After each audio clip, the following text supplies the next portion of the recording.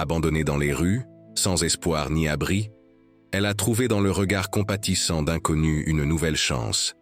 Lorsque le pape François a visité cette petite communauté, il a reconnu en elle une lumière spéciale. Des témoins ont assisté au miracle qui a transformé une vie brisée en source d'inspiration. Une histoire qui nous rappelle que personne n'est au-delà de la rédemption divine. Préparez-vous à un voyage de foi qui changera votre perspective à jamais. Abonnez-vous à la chaîne, laissez votre like et dites en commentaire d'où vous regardez cette bénédiction. Dans le petit village de Vallée des Lilas, où le soleil frappe la terre sans pitié et où le ciel ressemble à un océan bleu inversé, une femme a été trouvée étendue au bord de la route poussiéreuse. Son corps fragile, couvert de haillons, qui furent autrefois des vêtements dignes, gisait comme une feuille sèche oubliée par le vent. C'était l'un de ces jours où la chaleur faisait trembler l'horizon, confondant les yeux des plus âgés et transformant le paysage en mirage. Le vieux Jacques, dont les mains calleuses racontaient des histoires de décennies à récolter des olives, fut le premier à la trouver. Il revenait de la foire monté sur sa mule docile lorsqu'il aperçut cette forme immobile. Pendant un instant, il pensa qu'il ne s'agissait que d'une ombre de plus projetée par les oliviers centenaires. Ces mêmes arbres qui avaient vu naître ses grands-parents et qui, peut-être, verraient naître ses arrière-petits-enfants. « Sainte Mère de Dieu !» s'exclama-t-il en s'approchant, et en réalisant qu'il s'agissait d'une femme en chair et en os, et non d'un tour de la lumière impitoyable de midi. Il descendit difficilement de sa monture. Les années lui réclamaient déjà un tribut dans ses articulations douloureuses, et s'agenouilla à côté de l'inconnu. Son visage, bien que couvert de la poussière des chemins, conservait une beauté sereine. Elle ne semblait pas avoir plus de 30 ans, mais quelque chose dans ses yeux clos suggérait qu'elle portait le poids de nombreuses vies. « Elle est vivante grâce au ciel », murmura-t-il soulagé en sentant la respiration faible de la femme.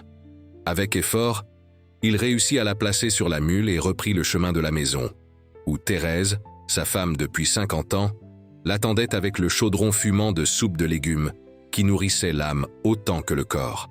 Thérèse ne posa pas de questions lorsqu'elle vit son mari arriver avec ce fardeau inattendu. À Vallée des Lilas, l'hospitalité ne se questionnait pas. C'était un commandement aussi ancien que les montagnes elles-mêmes qui embrassèrent le village. Avec une agilité qui défiait son âge, elle prépara le lit de paille fraîche dans la petite pièce du fond et aida son mari à installer l'inconnu. « On dirait qu'elle a marché en enfer avant d'arriver jusqu'à nous », observa Thérèse, en retirant les sandales usées et en révélant les pieds à vif, marqués par des ampoules et des coupures profondes. Avec la douceur de celle qui prend soin d'un oisillon tombé du nid, elle lava ses pieds maltraités avec de l'eau tiède et des herbes du jardin, fredonnant doucement des berceuses que sa grand-mère lui avait enseignées. Le crépuscule peignait le ciel d'oranger lorsque l'étrangère ouvrit les yeux pour la première fois. Ils étaient verts comme les olives au point exact de la récolte, mais vides, non pas de vie, mais de mémoire. Sursautée, elle tenta de se lever, mais fut doucement retenue par les mains ridées de Thérèse. « Calme-toi, ma fille, tu es en sécurité maintenant », murmura la vieille femme lui offrant un verre d'eau fraîche du puits. « Comment t'appelles-tu » La femme ouvrit la bouche, mais aucun nom n'échappa à ses lèvres. Elle regarda, autour d'elle, confuse, comme si les murs en pisé pouvaient offrir des réponses que son propre esprit refusait. Une larme solitaire coula sur son visage, laissant une trace propre sur la peau poussiéreuse. « Je ne me souviens pas », répondit-elle finalement, d'une voix rauque par manque d'usage et par la soif. « Je ne me souviens pas qui je suis. » Jacques et Thérèse échangèrent des regards inquiets. Dans la simplicité de leur vie, ils n'avaient jamais rencontré quelqu'un qui ne connaissait pas son propre nom. C'était comme être devant un livre dont toutes les pages étaient blanches. Un mystère aussi profond que les racines des oliviers qui soutenaient la vie dans le village. Il faut bien l'appeler d'une façon, en attendant que la mémoire revienne, réfléchit Jacques, se grattant la barbe grisonnante. Que dirais-tu d'espérance? Car c'est ce qu'il ne faut jamais perdre, même dans les jours les plus sombres. Et ainsi, sans cérémonie ni registre officiel, l'inconnu gagna un nom temporaire qui, sans que personne ne le sache encore, portait en lui une prophétie. Les jours s'étiraient lentement sur le calendrier accroché au mur de la cuisine. un cadeau du père Antoine qui portait des images du Vatican et, en évidence, le visage serein du pape François. Chaque matin, pendant qu'elle préparait le pain, Thérèse surprenait Espérance observant ce calendrier avec une intensité troublante, comme si ces images lointaines lui chuchotaient des secrets qu'elle-même ne parvenait pas à déchiffrer. Espérance retrouva des forces physiques avec une rapidité surprenante, mais son esprit restait une forteresse fermée. Des fragments décousus surgissaient dans des rêves qui la faisaient se réveiller en sueur au milieu de la nuit. Images d'hôpitaux, d'enfants affamés, de camps de réfugiés et, curieusement, la figure récurrente d'un homme en soutane blanche dont le sourire transmettait une paix inexplicable. Pour compenser l'accueil, elle se consacra aux travaux de la maison et des champs, avec une dévotion qui impressionnait même les plus laborieux. Ses mains, qui ne semblaient pas faites pour le travail lourd, apprirent rapidement l'art de pétrir le pain, de récolter les olives et même d'aider au processus d'extraction de l'huile d'olive, l'or liquide qui soutenait l'économie précaire de Vallée des Lilas. « Je n'ai jamais vu personne apprendre aussi vite », commenta Jacques à son ami Sébastien, pendant qu'ils observaient Espérance séparer avec précision les olives mûres des vertes. C'est comme si ses mains gardèrent des souvenirs que sa tête a oubliés. Ce que personne ne savait, c'est que lorsque tout le monde dormait, Espérance sortait silencieusement dans le jardin et, sous le témoignage muet des étoiles, pleurait. Ce n'étaient pas des larmes de douleur physique, mais de cette souffrance plus profonde de celui qui regarde à l'intérieur et ne trouve qu'un abîme sans fin. Qui était-elle? D'où venait-elle? Pourquoi chaque fois qu'elle regardait le calendrier avec l'image du pape, son cœur s'emballait-il comme s'il reconnaissait un vieil ami? « Pourquoi m'as-tu abandonné dans ce désert, Seigneur ?»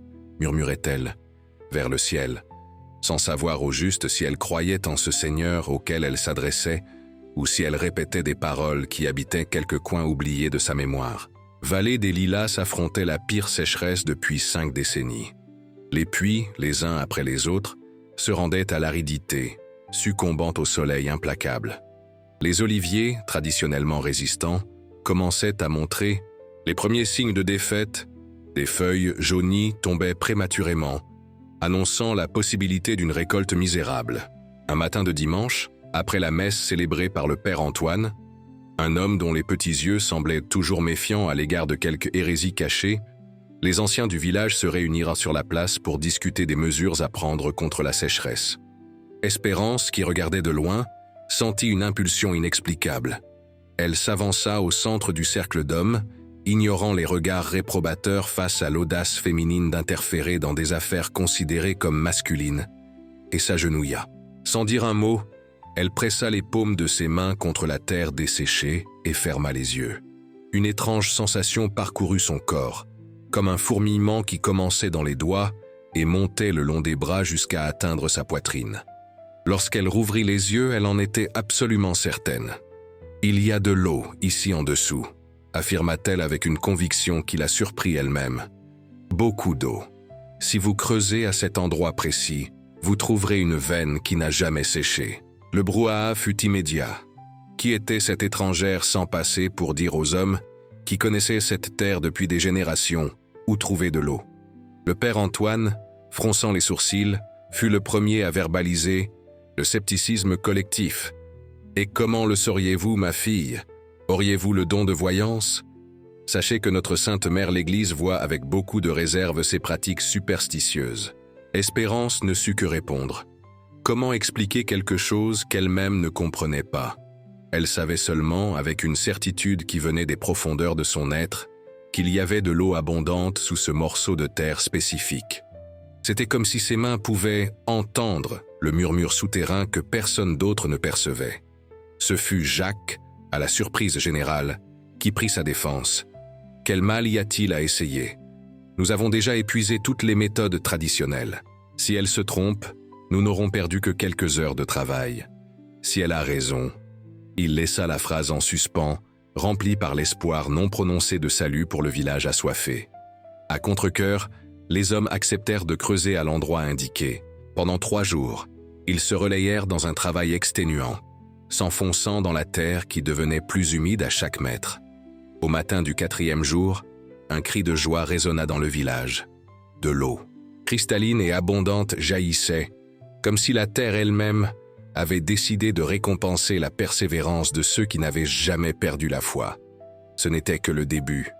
Au fur et à mesure que les jours se transformaient en semaines et les semaines en mois, d'autres événements inexplicables commencèrent à entourer la présence d'Espérance à Vallée des Lilas. L'huile d'olive extraite des olives qu'elle aidait à récolter présentait un arôme différent, plus intense, presque doux, et, à la stupéfaction de la communauté, lorsqu'elle était utilisée pour oindre les blessures, elle favorisait des cicatrisations étonnamment rapides. « C'est une huile sainte », déclara Madame Sophie, la sage-femme du village, après que son petit-fils eût été guéri d'une infection persistante à la jambe après avoir été oint avec cette huile dorée.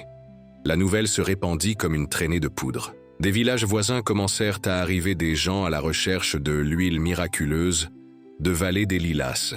Des commerçants apparurent, offrant des sommes considérables pour l'exclusivité de la distribution de ce produit, qui promettait d'être plus précieux que l'or. C'est alors qu'Espérance révéla une autre facette de sa personnalité mystérieuse, une sagesse qui semblait transcender sa jeunesse apparente. Dans un conseil communautaire convoqué pour décider de la commercialisation de l'huile, elle se leva et parla avec une autorité sereine. « Ce que nous avons reçu comme un don ne doit pas être vendu. Cette huile ne m'appartient pas, ni à vous. Elle appartient à tous ceux qui en ont besoin. Si nous commençons à faire payer les bénédictions, nous transformerons le temple en marché. » Ces paroles, étrangement semblables à celles d'un maître qui vécut il y a 2000 ans, réduisirent l'assemblée au silence. Quelque chose dans sa façon de parler, dans la conviction tranquille qui émanait de ses yeux verts, faisait que même les plus avides reconsidéraient leur position. « D'où vient cette sagesse ?»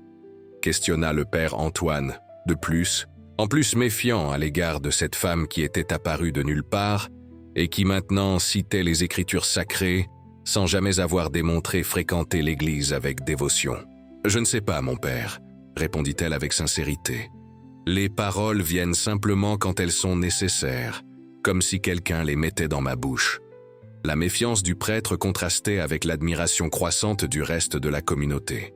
Lorsqu'une épidémie de grippe frappa la région, Espérance prépara un élixir d'herbe cueillie au clair de lune, une connaissance qu'elle ne savait même pas posséder, et soigna les malades avec une dévotion inlassable. Curieusement, alors que tous ceux qui l'entouraient tombaient malades, elle semblait protégée par un bouclier invisible. « C'est une sainte déguisée », chuchotaient les femmes au lavoir communal.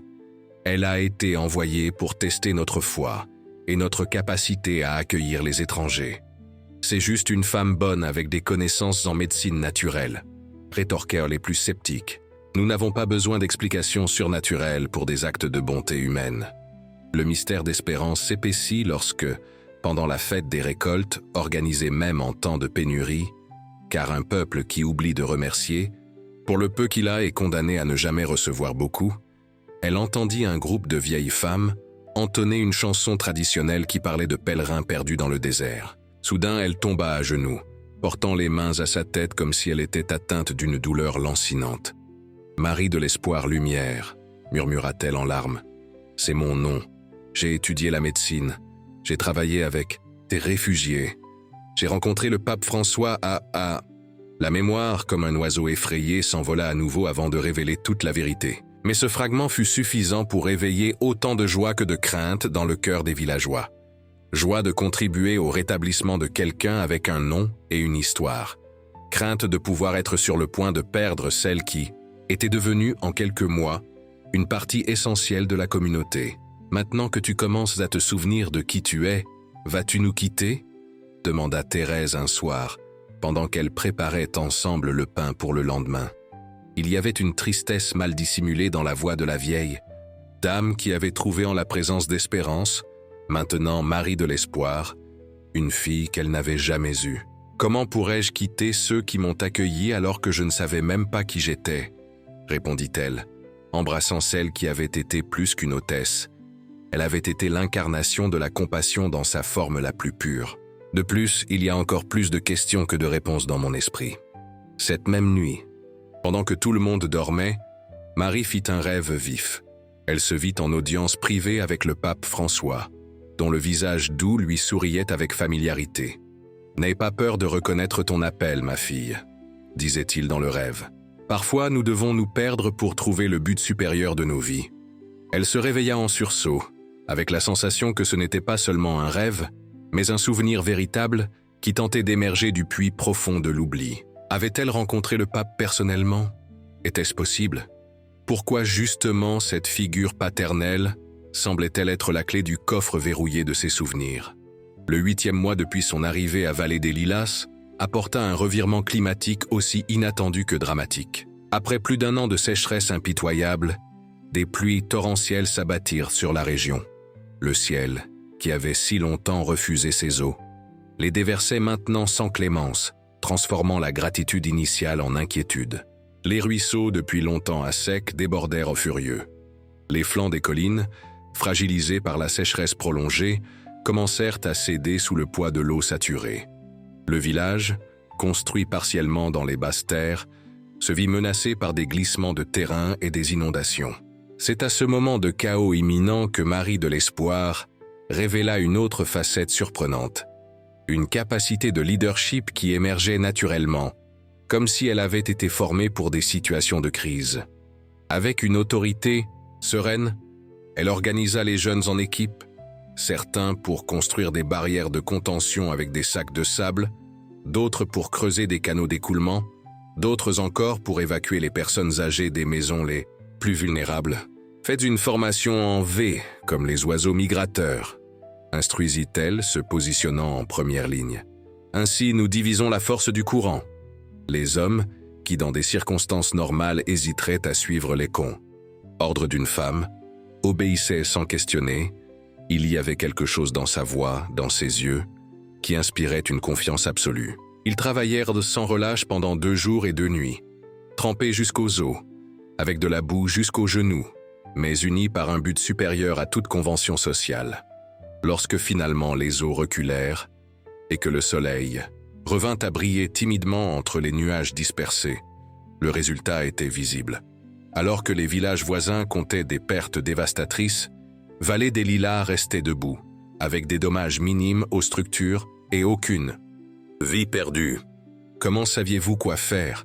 demanda le maire, un homme corpulent dont l'autorité avait toujours émané davantage de sa stature physique que de sa capacité de leadership. « J'ai travaillé dans des zones de catastrophe auparavant, » répondit Marie, se surprenant elle-même de la clarté de la mémoire qui affleurait. Mozambique, Philippines, Haïti, des endroits touchés par des inondations et des tremblements de terre. Je faisais partie d'une équipe médicale internationale coordonnée par le Vatican. Cette révélation causa un brouhaha immédiat. L'idée que cette femme simple, qui depuis des mois travaillait côte à côte avec les paysans à la récolte des olives, puisse avoir un passé aussi extraordinaire, semblait presque absurde.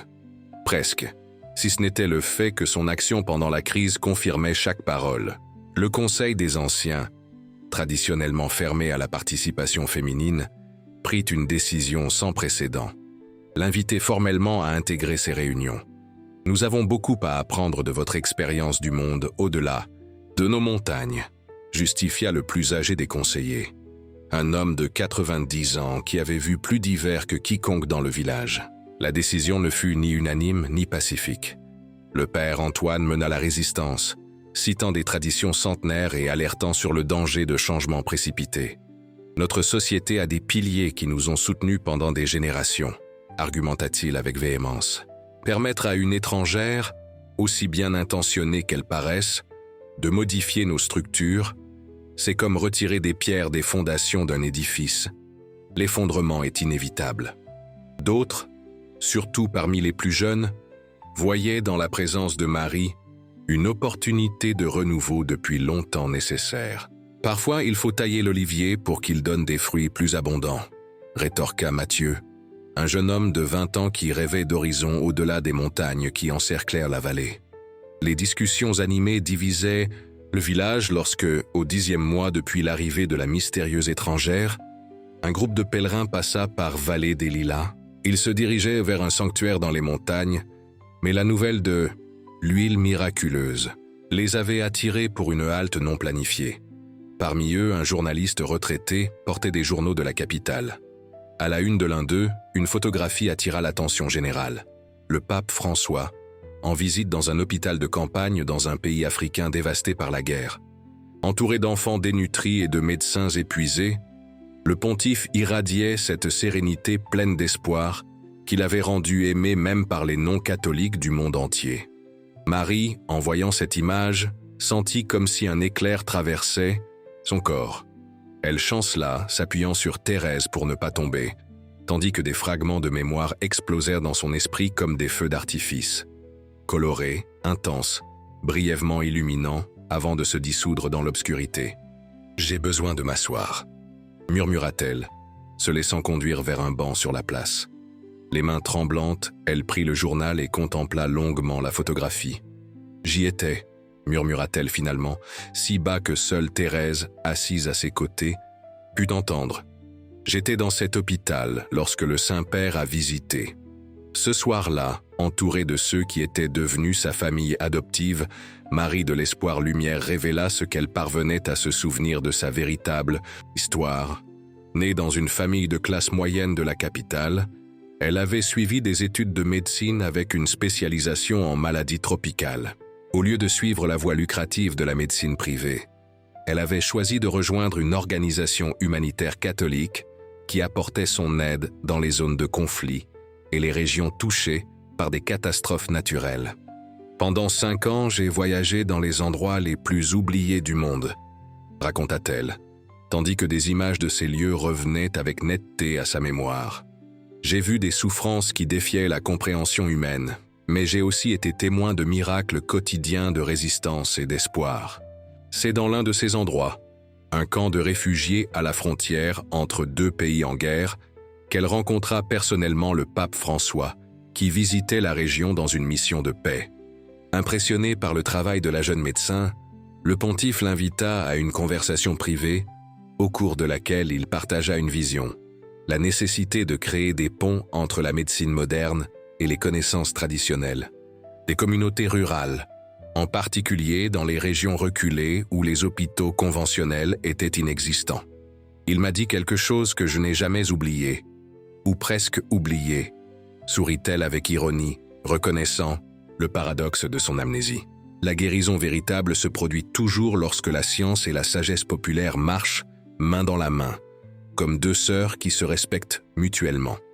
Inspirée par cette rencontre, Marie se consacra encore plus intensément au travail humanitaire.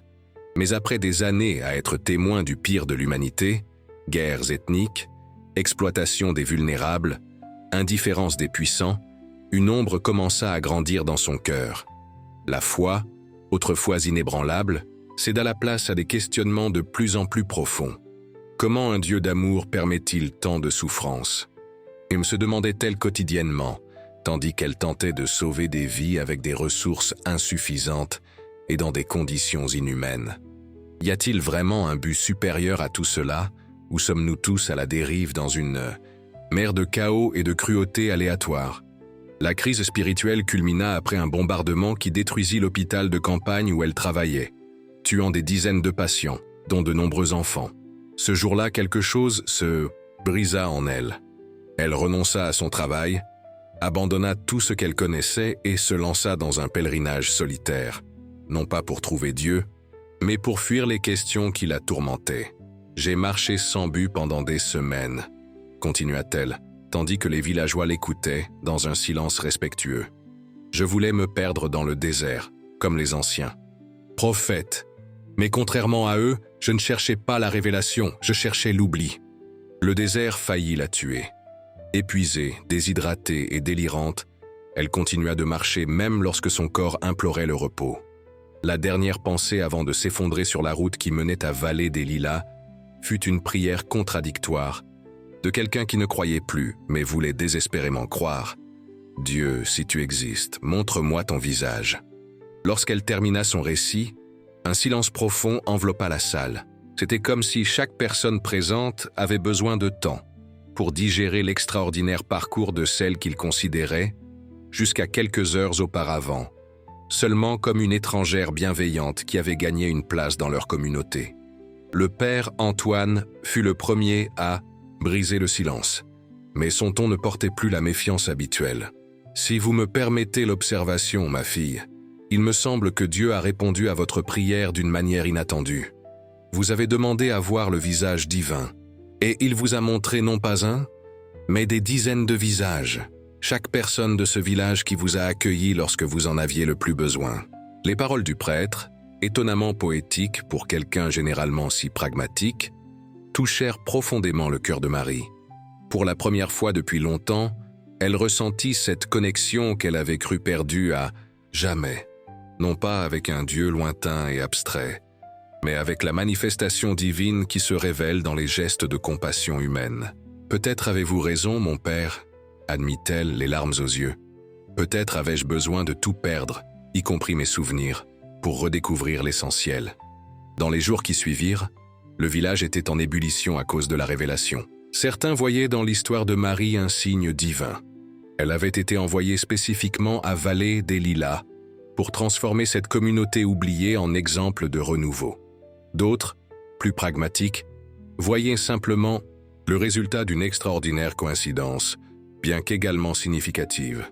L'invitation à intégrer le Conseil des Anciens fut unanimement confirmée, avec même le père Antoine, reconnaissant la valeur de son expérience et de sa sagesse. Il semblait que Marie avait enfin trouvé sa place, une improbable synthèse. Entre son passé cosmopolite et le présent enraciné dans les traditions paysannes de cette vallée reculée. Mais le destin, ou la providence, comme préféraient dire les plus religieux du village, réservait encore un rebondissement. Au 11e mois après son arrivée, Laure, la fille de 16 ans du père Antoine lui-même, fut atteinte d'une maladie mystérieuse. Cela commença par des fièvres élevées et progressa rapidement vers un état de semi-conscience, avec des taches rouges se propageant sur tout le corps.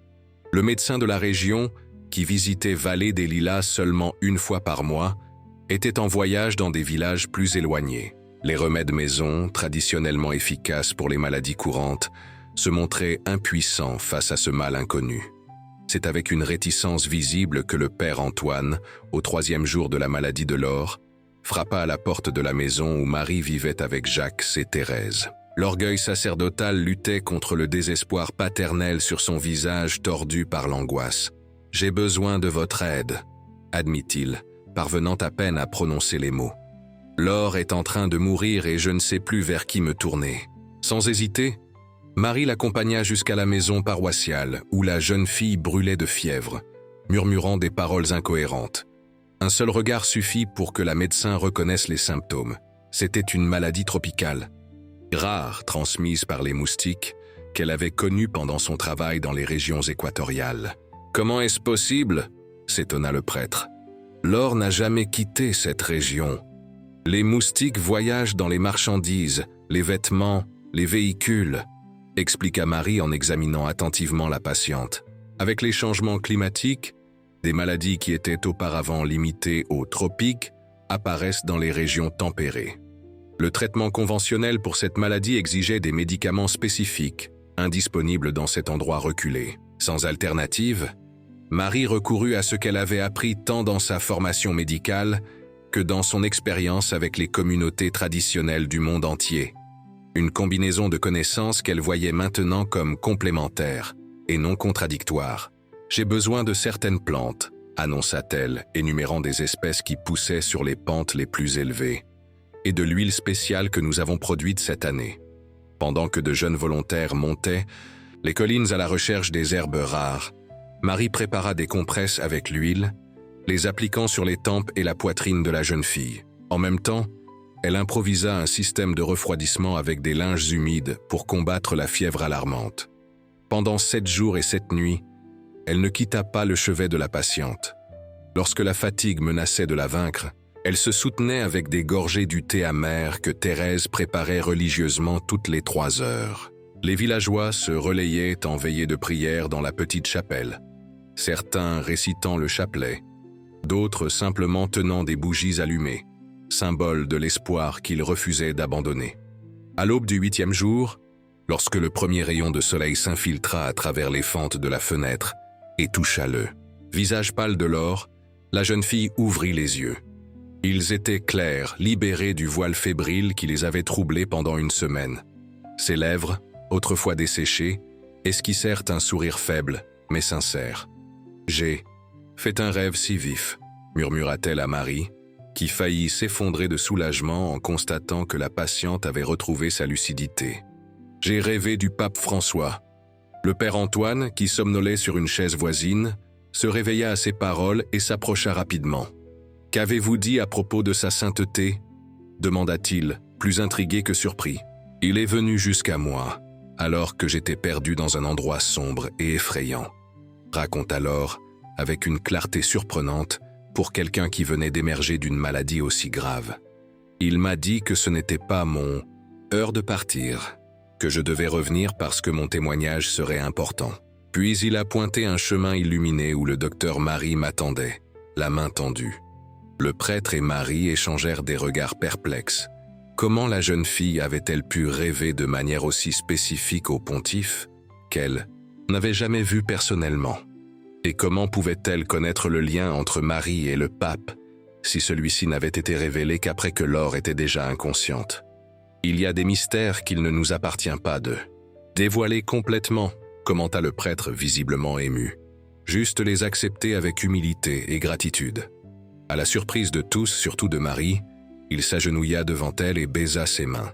Ces mêmes mains qui, pendant une semaine, appliquèrent des compresses, préparèrent des médicaments et surveillèrent, inlassables, les signes vitaux de sa fille. « Pardonnez-moi d'avoir douté de vous, de vos dons, de votre présence parmi nous. » demanda-t-il, les larmes coulant sur son visage vieilli. « J'ai été un pharisien moderne, tellement attaché à la lettre de la loi que je ne parvenais pas à voir l'esprit qui donne la vie. Le rétablissement de Laure fut rapide et complet, miraculeux, chuchotaient les plus âgés, bien que Marie insista pour attribuer le succès à la combinaison de connaissances médicales, de remèdes naturels et à l'extraordinaire volonté de vivre de la jeune fille. Ce que personne ne pouvait nier cependant, était l'impact transformateur que cet épisode exerça sur la communauté. Le père Antoine, autrefois gardien sévère des traditions, devint un défenseur enthousiaste d'une spiritualité plus ouverte au dialogue avec différentes formes de connaissances. La tension entre l'ancien et le nouveau, qui avait divisé le village, céda la place à une synthèse qui honorait les racines tout en embrassant des possibilités de renouveau. Peut-être plus significative encore fut la transformation de Marie de l'Espoir-Lumière elle-même. La médecin qui avait abandonné la foi, après avoir été témoin d'horreurs indicibles, redécouvrit, dans les circonstances improbables d'un village paysan presque oublié du monde, ce qu'elle avait cherché pendant toute sa vie, un but qui transcendait autant le matérialisme scientifique que le dogmatisme religieux. Peut-être que la fonction de la science n'est pas de démentir les miracles, réfléchit-elle à voix haute, tandis qu'elle marchait avec Thérèse entre les oliviers renaissants après les pluies, mais de nous aider à reconnaître les miracles quotidiens qui passent inaperçus aux yeux les moins attentifs. Exactement 1 an après avoir été trouvée inconsciente sur la route poussiéreuse, Marie reçut une lettre. L'enveloppe, remise par un messager spécial qui avait fait un voyage considérable jusqu'à Vallée des Lilas, portait le sceau officiel du Vatican, l'insigne incontournable des clés croisées sur fond jaune et blanc. Les mains tremblantes, elle ouvrit l'enveloppe devant toute la communauté réunie sur la place. Le silence était si dense qu'on pouvait entendre le bruissement des feuilles d'olivier dans le vent. « Cher docteur Marie de l'Espoir-Lumière », commençait la lettre, écrite sur du papier à en-tête avec la calligraphie distinctive qu'elle reconnut immédiatement. Après des mois de recherches infructueuses, alors que beaucoup vous considéraient déjà parmi ceux qui sont retournés à la maison du Père, une série de coïncidences providentielles, que je préfère appeler par leur vrai nom, manifestations, de la grâce divine, nous ont conduits jusqu'à l'endroit où vous vous trouvez actuellement. L'auteur de la lettre était le pape François lui-même. Dans un ton personnel qui mêlait l'autorité pontificale à la douceur paternelle qui l'avait rendu mondialement connu, il exprimait sa joie de découvrir que Marie était vivante et apparemment reconnectée avec sa vocation la plus profonde. Votre disparition soudaine nous a causé une grande inquiétude, surtout compte tenu de l'état de désespoir dans lequel nous vous avons vu pour la dernière fois. Continuait la missive. Nous comprenons maintenant, cependant, que ce qui semblait une fuite a peut-être été en réalité un appel, une période nécessaire dans le désert, comme tant d'autres avant vous en ont fait l'expérience dans l'histoire de la foi. La partie la plus surprenante de la lettre venait ensuite. Une invitation formelle à ce que Marie dirige un nouveau projet du Saint-Siège, une initiative destinée aux communautés rurales isolées, combinant assistance médicale moderne et valorisation des connaissances traditionnelles locales. Le projet pilote serait mis en œuvre justement dans la région de Vallée des Lilas, en reconnaissance du travail qu'elle y réalisait déjà. Considérez cette invitation non pas comme une rupture avec la vie que vous avez construite dans cette communauté qui vous a accueilli, concluait le pontife, mais comme une expansion du bien que vous faites déjà, comme je vous l'ai dit un jour, dans des circonstances très différentes. La véritable guérison se produit lorsque nous marchons avec un pied dans la science et l'autre dans la sagesse des peuples. Quand elle eut fini de lire, Marie ne retint pas ses larmes. Ce n'étaient pas des larmes de tristesse ou de joie seulement, mais de cette émotion complexe qui accompagne les moments de révélation, lorsque les fragments apparemment décousus de la vie forment finalement une mosaïque compréhensible. C'est comme si tout avait un but, murmura-t-elle, regardant les visages qui l'entouraient, des visages qui, il y a un an, lui étaient complètement étrangers et constituaient maintenant son monde, sa famille choisie par le cœur. Chaque pas, chaque chute, chaque doute.